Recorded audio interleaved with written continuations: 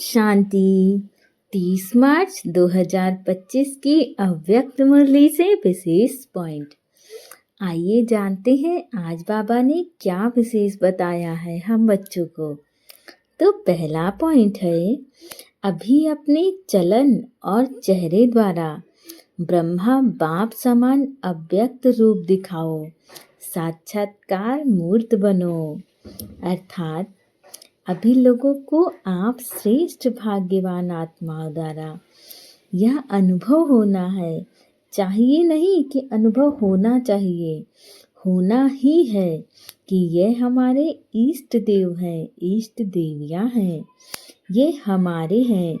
जैसे ब्रह्मा बाप में देखा साधारण तन में होते भी आदि के समय भी ब्रह्मा बाप में क्या दिखाई देता था? कृष्ण भगवान दिखाई देता था ना। आदि वालों को अनुभव है ना। तो जैसे आदि में ब्रह्मा बाप द्वारा कृष्ण दिखाई देता था, ऐसे ही लास्ट में क्या दिखाई देता था? अव्यक्त रूप में दिखाई देता था ना। चलन में, चेहरे में दिखाई दिया। अभी बाप दादा विशेष निमित्त बच्चों को यह होमवर्क दे रहे हैं कि अभी ब्रह्मा बाप समान अव्यक्त रूप दिखाई दे। आपकी चाल चलन सब विशेष लगे, मानो देवी देवता के समान लगे। ऐसा ना हो कि आप प्रैक्टिस कर रहे हो परंतु समय आने पे आप दिखाई ही ना दे अव्यक्त रूप में। आपकी चलन और चेहरे से कम 108 माला के दाने तो दिखाई दे ही। आप साधारण नहीं दिखो, आप विशेष दिखो। बाप दादा नाम नहीं चाहते हैं, नाम नहीं बताते हैं 108 कौन है, लेकिन उनकी चलन और चेहरा स्वतः ही प्रत्यक्ष हो। माना आपके कर्म, आपका चेहरा स्वयं बताए कि आप 108 की दाना में आने वाले बच्चे हो बाबा के। ऐसा ना हो कि आप बाबा के भरोसे बैठे रहो कि बाबा बताएगा, बाबा बताएगा। बाबा नहीं बताएगा। हम बच्चों की ये जिम्मेवारी है कि हमारी चाल चलन ऐसी विशेष लगे ताकि हर आत्मा देख के समझे कि अच्छा यही है 108 दाना के इष्ट देवी देवता। हमारा चलन और चेहरा स्वतः ही इस बात का प्रत्यक्ष प्रमाण हो कि आपके बोल निकले तो बिल्कुल इष्ट देवी देवता समान निकले। साधारण मनुष्यों की भांति आपके बोल नहीं होने चाहिए। आप विशेष आत्मा हो, इसलिए आपकी चाल चलन भी बहुत विशेष होनी चाहिए। तो अब आपकी जिम्मेदारी है, आपको संपूर्ण अटेंशन रखना है कि आप क्या बोल रहे हो, आपका चेहरा क्या दिखा रहा है।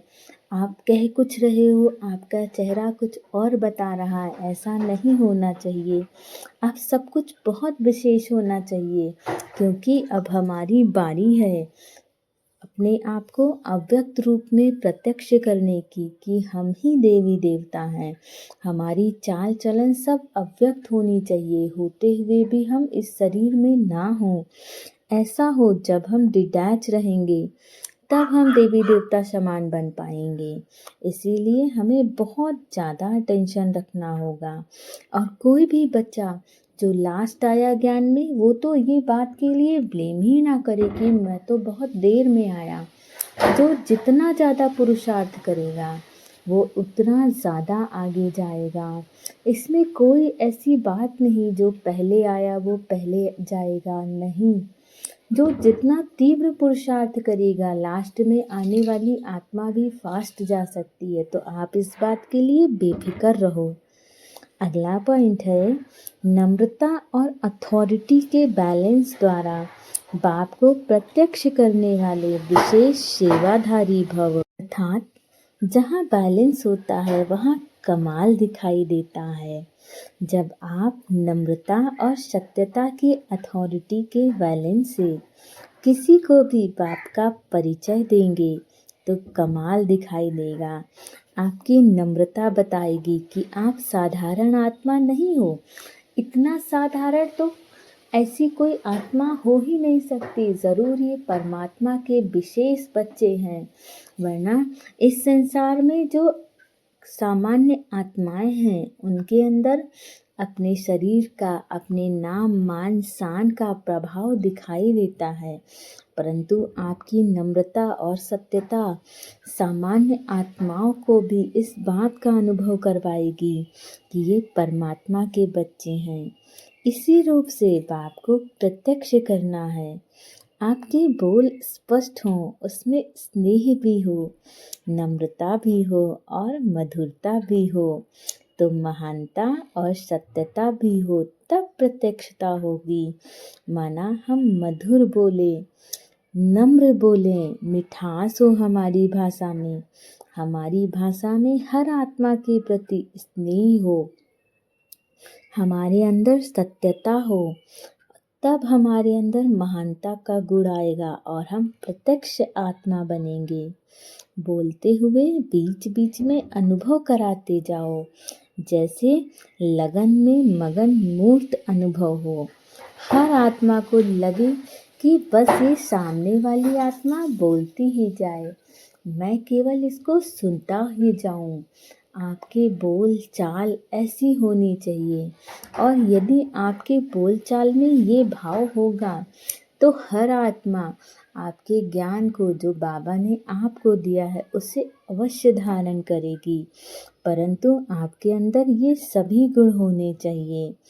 ऐसे स्वरूप से सेवा करने वाले ही विशेष सेवाधारी बच्चे होते हैं। तो आज से हम अटेंशन रखेंगे इन सभी बातों पे कि हमारे अंदर स्नेह भी हो, नम्रता भी हो, सत्यता भी हो और मधुरता भी हो, महानता भी हो, तब हम प्रत्यक्षता का अनुभव करवा पाएंगे। अगला पॉइंट है, समय पर कोई भी साधन ना हो तो भी साधना में विघ्न ना पड़े।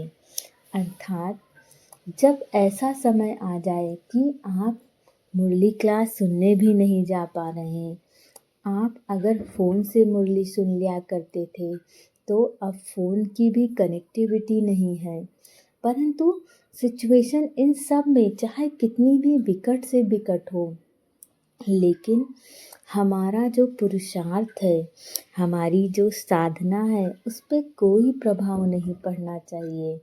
हमें नियमबद्ध होकर के बाबा से योग लगाना होगा। प्रतिदिन अमृत वेले उठ के बाबा से बहुत मीठी मीठी बातें करनी होंगी, रूह रिहान करना होगा।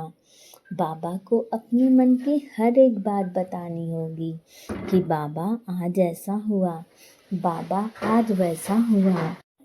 हम ये बात ना कहें कि बाबा आज तो मैं मुरली ही नहीं सुन पाई, आज तो मैं क्लास ही करने नहीं जा पाई। हमारी साधना में किसी भी प्रकार का विघ्न ना हो, तब हम बाबा के सच्चे बच्चे बनेंगे और बहुत जल्दी सतयुग की स्थापना कर पाएंगे। हम देवी देवता बनने वाले पाठ को पूरा कर पाएंगे। ये संगम युग बहुत विशेष युग है। इसी युग में बाबा हम बच्चों को इस बात का अनुभव करवाने आते हैं कि आप ही देवी देवता थे, आप भी देवी देवता थे। ये बात नहीं कह रहे बाबा, आप ही देवी देवता थे, ये बहुत बड़ी बात है। और बाबा हमें यही बात सिखाने संगम युग में आए हुए हैं, तो हमें अवश्य सीखना है। ये कोई छोटी बात नहीं है कि हम ही देवी देवता थे, बहुत बड़ी बात है। तो हमें इस बात की गहराई में जाना है और ज्ञान को तीव्रता से धारण करना है। ओम शांति।